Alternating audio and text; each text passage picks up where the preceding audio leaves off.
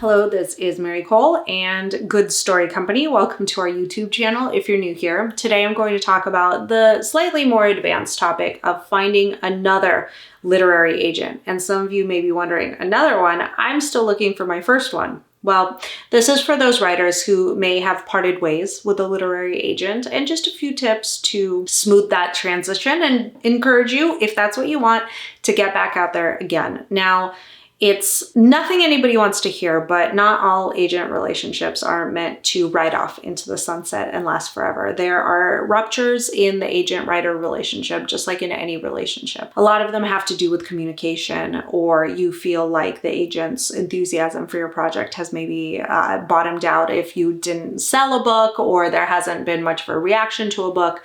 There are many, many reasons why these things can fall flat. But what you do to get back in the saddle, and some don't, some decide to go off and independently publish, and anything is valid that you do here. But if you do decide to get back in the saddle and look for another agent, there are things that you will need to do that a first-time unagented writer with no baggage, I don't think it's baggage, first of all, that kind of writer doesn't have to do.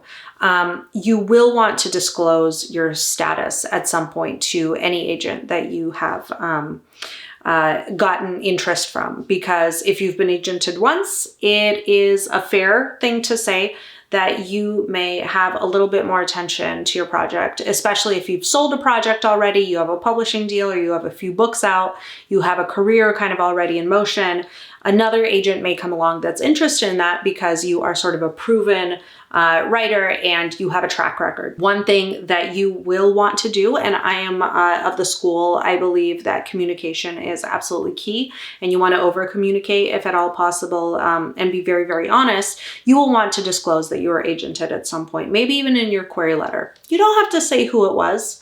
If you guys get to talking, maybe disclose it there, but you will want to let them know, hey, I recently parted ways with my agent and I'm looking for new representation. It doesn't have to be the whole story of what happened. If anything did happen, just mention it. You will probably be asked who the agent was at some point, just because the books that they sold on your behalf they're going to be the agent of record for those books. And so if your publisher is trying to have a conversation with your old agent and your new agent about an ongoing series, for example, and your first agent sold the first two books and your new agent is selling the next two books or whatever, you will have to have some kind of joint communication at some point. So just be honest. But again, you don't want to spill the whole story. And one thing I would caution you against is bad-mouthing the agent. Even if they were horrible, if you didn't get along at all, anything like that, it's a small industry.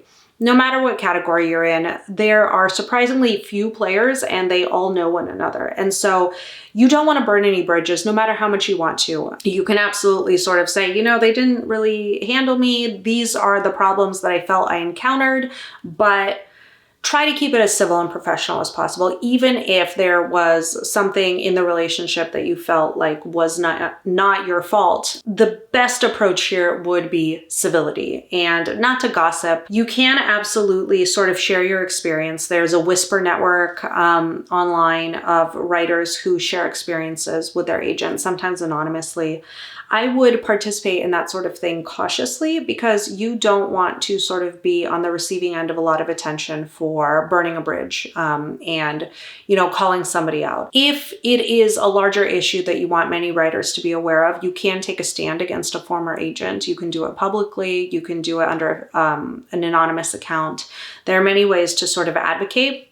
But one thing to know is that you could bring some unfavorable attention onto yourself, depending on how you do it.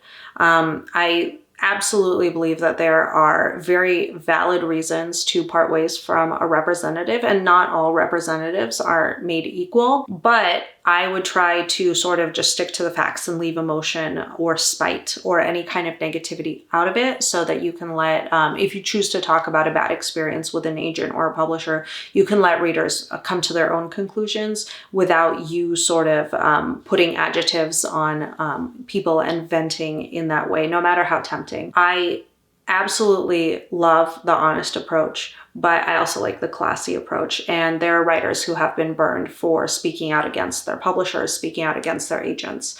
Another thing that can be an issue there is it may make it more difficult for you to retain representation or get a new publisher if you have sort of been really, really outspoken about negative experiences that you've had. So there definitely is a way to approach these things with an eye toward getting another agent, getting another publisher if the rupture was with your publisher. These can be really, really tricky situations though, because a lot of writers, they're loath to start over. If they've had a bad experience with an agent, they wonder if the next agent is going to be good or just more of the same. You know, there have been sham agencies that haven't even sent submissions out for writers that are huge red flags. If you were with one of those agents, you might wonder, you know, is my other agent going to do anything for me? Is my other agent going to stop communicating with me as well?